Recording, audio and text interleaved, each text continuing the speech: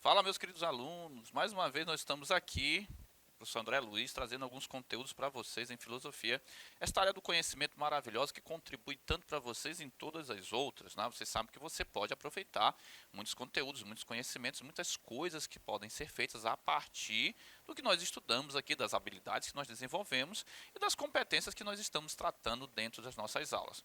Mas eu sempre te peço que tu tenha o máximo cuidado. Olha a atenção, olha o foco, olha a tua concentração.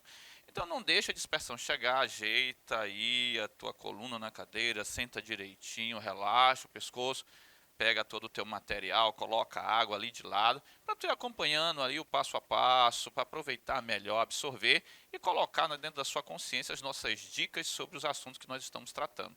E nós vamos agora estudar mais uma vez a relação de trabalho e sociedade, só que respondendo questões. Veja só, o conteúdo sobre trabalho é um dos mais extensos, por isso ele está sempre aqui, olha, sendo tratado.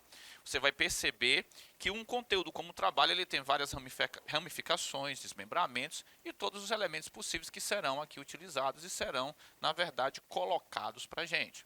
Então, o trabalho ele tem várias nuances, várias matizes, várias cores que precisam ser observadas, refletidas e até mesmo levadas em consideração. Quando a gente fala em trabalho e sociedade, a coisa amplia mais ainda, porque as sociedades elas vão se manifestar culturalmente, tá, em relação à forma da sua prática de produção de riqueza das mais variadas maneiras, desde o mundo primitivo até hoje os nossos grandes elementos tecnológicos, ok? Mas veja só, nós temos uma questão aqui básica sobre o processo de trabalho e a relação dele histórica no século XVIII.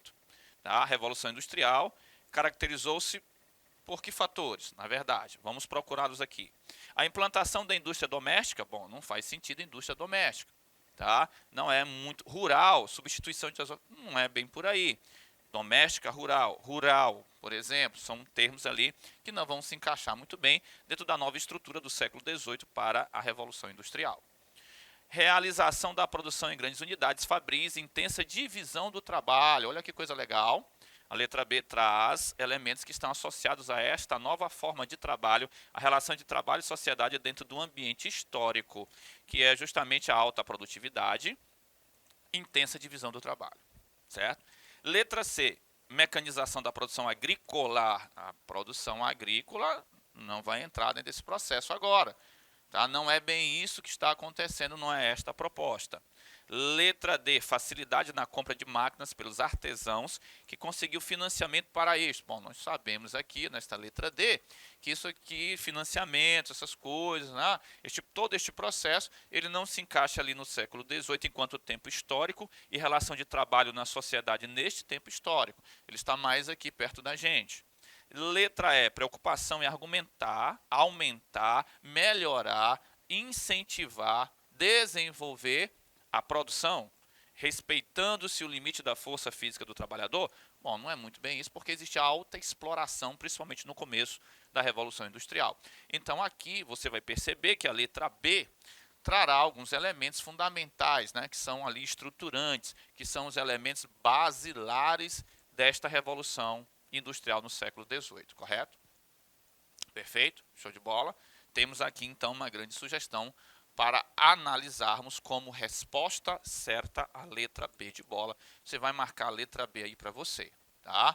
Perceba que as outras alternativas, elas estão ali um pouco destoando, dissonantes, não estão tão em harmonia com a sociedade e a relação de trabalho em um determinado tempo histórico, dentro de um acontecimento que é fundamental para a história da humanidade, que é a Revolução Industrial, certo? Vamos passar para a segunda questão, acompanha aqui direitinho. Isso, te ajeita aí, pega a canetinha de novo, anota aquilo que vai ser importante, que é muito repetido, aquilo que nós temos como centro do raciocínio para a solução da questão. Veja só, o desenvolvimento do capitalismo no campo e a modernização da agropecuária provocam mudanças radicais. Olha só, agora nós estamos falando de uma relação no campo agrícola. Aquela primeira questão falava fabril, fábrica, urbano, o chão da fábrica, aqueles elementos que estão associados ao nosso fazer dentro do mundo urbano da fábrica da polis, da cosmopoliteia, como Kant diria, cosmopolitismo dentro da cidade. Agora nós estamos no campo, a relação de trabalho e sociedade no campo. Provocaram mudanças radicais na organização da produção agrária e nas relações de trabalho no campo brasileiro. Assinale a opção que corresponde a um exemplo de modificação desta organização na sociedade a partir do trabalho, só que no campo, tá? Respectivamente. Vamos lá, vamos analisar. Substituição do trabalho permanente pelo temporário e mecanização. Bom, não é esse o processo a priori. Tá? Essa mecanização ela está muito mais aqui para o agronegócio, que já é perto da gente, não necessariamente no começo desse desenvolvimento do trabalho no campo, no Brasil principalmente. Letra B, compactação do solo e utilização dos boias frias. Bom, não é também uma grande estrutura a ser desenvolvida dentro desse processo. Especialização da produção e proletarização do trabalhador rural. Bom, nós temos aqui uma boa sugestão, um elemento que pode ser colocado para a gente como uma ideia associada a este processo de trabalho no campo e organização de trabalho no campo brasileiro. Tá? Letra D, emprego do trabalho assalariado, utilização de insumos industriais. Também não vai coordenar muito bem com este fenômeno. Redução do sistema de parceria e uso de sementes com melhoramento genético. Bom, isso aqui também já está muito perto da gente. Já não é ali meio no começo, já não está assim tanto dentro dessa estrutura que é pedida aqui no bojo da questão, que é pedida aqui dentro do contexto do comando da questão, daquilo que a questão vai enunciar. Bom, se você perceber, nós vamos pegar aqui a letra C, tá? Em que você vai ter um processo maior de produtividade, especialização da produção, correto? E uma espécie ali de proletarização deste trabalhador rural dentro do processo, para que a gente possa colocá-lo como algo que está muito mais associado àquilo que a questão está pedindo, aquilo que ela está trazendo para a gente como elemento que deve ser solicitado para que preencha aquilo que precisamos, ok? Vamos passar para a terceira questão. A terceira questão é uma questão básica, que precisa ali muito da nossa atenção.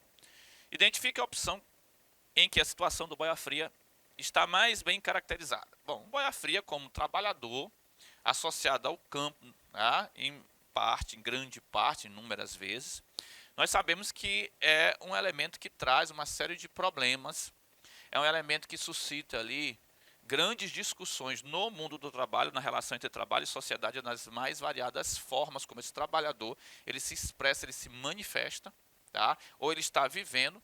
É tema até de, claro, grandes entidades de direitos humanos questionarem a forma de vida, a forma de exploração deste elemento que é o boia fria.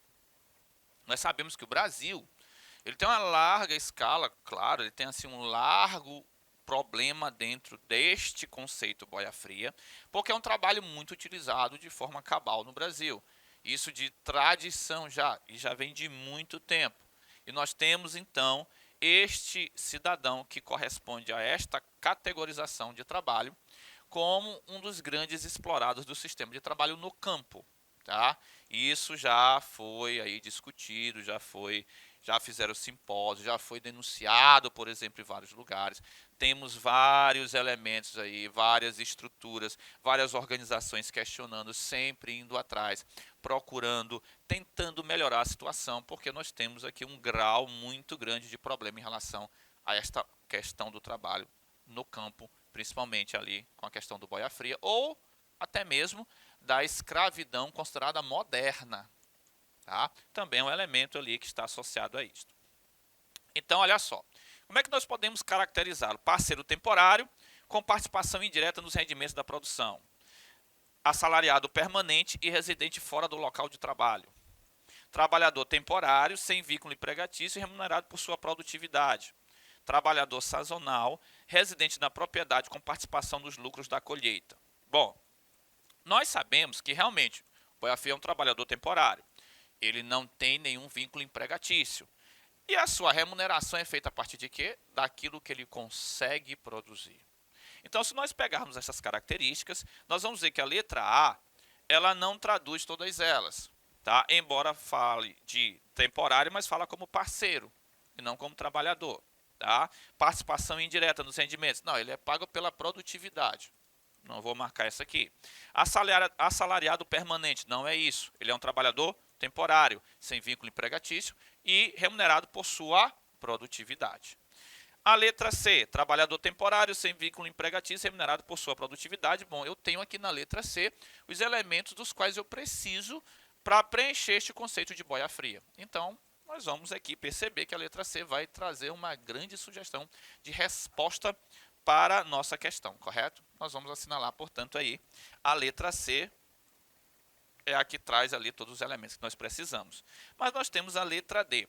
Trabalhador sazonal, residente na propriedade, com participação nos lucros da colheita. Bom, ele é remunerado por sua produtividade, não necessariamente com participação de lucros, tá?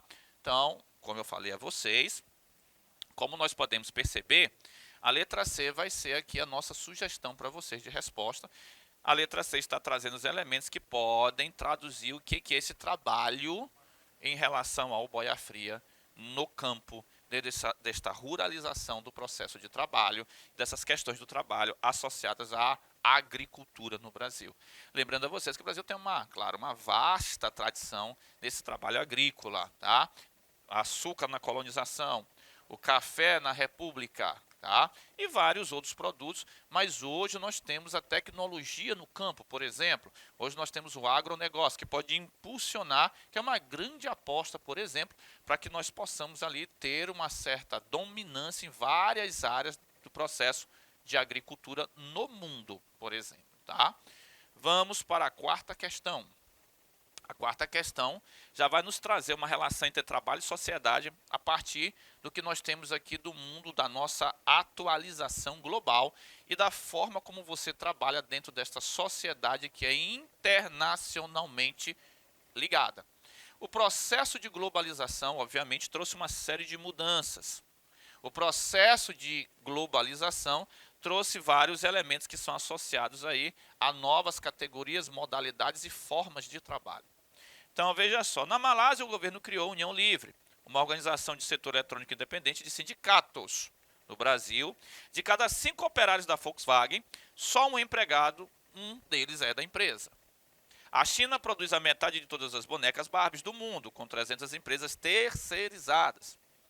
8 de cada 10 novos empregos na Argentina estão sem nenhuma proteção legal. Eduardo Galeano, considerando o texto e conhecimentos sobre a questão, é correto afirmar que, olha só, nós estamos falando da globalização e do impacto desta globalização dentro desta nova configuração do trabalho.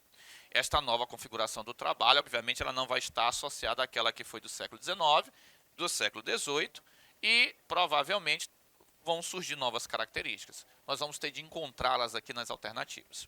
Veja só, na letra A globalização reorganizou o mercado de trabalho com intensa desregulamentação trabalhista. Show de bola, coisa muito legal. A letra A já traz para a gente uma grande proposta para servir para a gente de resposta. Vamos à letra B. A globalização resultou em uma desconcentração espacial da indústria e da tecnologia. Bom, desconcentração espacial não é bem isso aí a história. Não é assim que a coisa funciona. Não é desconcentração espacial, necessariamente. A tecnologia, a própria indústria, ela está associada a uma série de outros elementos que podem não estarem preenchidos por este termo e por esta configuração que está sendo apresentada aqui na letra B. Na letra C, as condições de trabalho melhoraram na China com as terceirizações ocorridas. Bom, vocês sabem, eu não vou nem comentar, que isso aqui não tem o menor sentido. Tá? Não é a terceirização que vai trazer melhoria, claro, você olhando do ponto de vista do trabalhador. Tudo é uma questão também de foco. Como nós estamos analisando o trabalho e pegando principalmente o ponto de vista do trabalhador, a terceirização não é uma forma necessariamente de melhorar a sua vida, o seu trabalho e suas condições de remuneração do trabalho e propriamente desenvolvimento pessoal. Tá? Letra D. As mudanças trabalhistas ocorreram somente nos países da periferia do capitalismo. Capitalismo periférico, que é um conceito muito legal, Eduardo Galeano, Florestan Fernandes, várias escolas de economia, inclusive a europeia, a austríaca, muitos gostam deste termo. mas não é o caso de mudanças trabalhistas no sentido que nós temos da globalização, ocorrer somente nestes países. Não, nós temos em vários países porque é global, isso vai contaminar, isso vai influenciar, isso vai se espalhar por vários países e várias localidades. Correto? Então aqui, professor, como é que a gente vai fazer? A letra A apresenta para a gente uma grande sugestão de resposta. A globalização reorganizou, certo? O mercado de trabalho com intensa desregulamentação trabalhista, queda de sindicatos, depreciação da legislação em relação ao trabalhador, reorganização. A palavra reorganização é muito importante aqui. A lei trabalhista será regulamentada novamente, refeita, repaginada. O trabalhador vai perder uma série de direitos. Essa terceirização, ela necessariamente não traz benefício ao trabalhador, certo? Porque ela vai retirar dele uma série de ganhos que historicamente foram desenvolvidos, tá? Isso em vários países, no Brasil também, nós temos desde a CLT, aí o pessoal fala muito de Vargas dentro desse contexto, mas realmente este processo de globalização, para que você possa tornar o trabalho mais barato e o preço do produto mais competitivo e o ganho, o lucro, né? Aquela espécie de dinheiro maior, você acaba depreciando o ganho do trabalhador, a lei trabalhista e a própria vida do trabalhador. Então, aqui nós vamos marcar a letra A, correto? Marque para você a letra A, portanto, nesta quarta questão. Vamos para a próxima questão, que é a quinta questão. Obviamente, depois da quarta, quinta, antes da sexta. Quinta questão. A divisão internacional do trabalho marca as relações comerciais entre os diferentes países do globo, certo? Nas últimas décadas, as trocas comerciais globais, mais uma vez, o impacto da globalização, desta nova configuração de trabalho, foram intensificadas mediante o desenvolvimento de...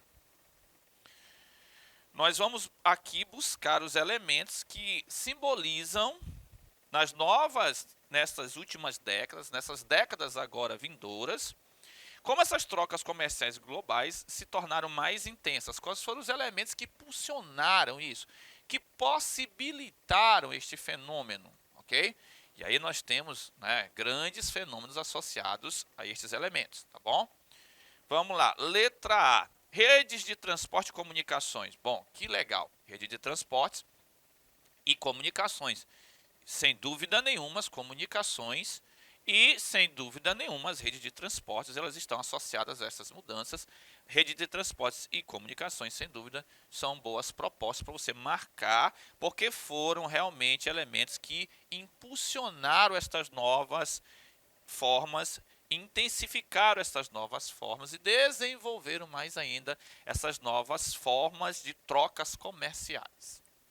Ligações ferroviárias, já fica ali um pouco lá para o século, o começo ali da Revolução Industrial do século XVIII, e de longa distância. Bom, não é muito isso, rede ferroviária, é considerado um tanto quanto já ali legado a outras estruturas históricas.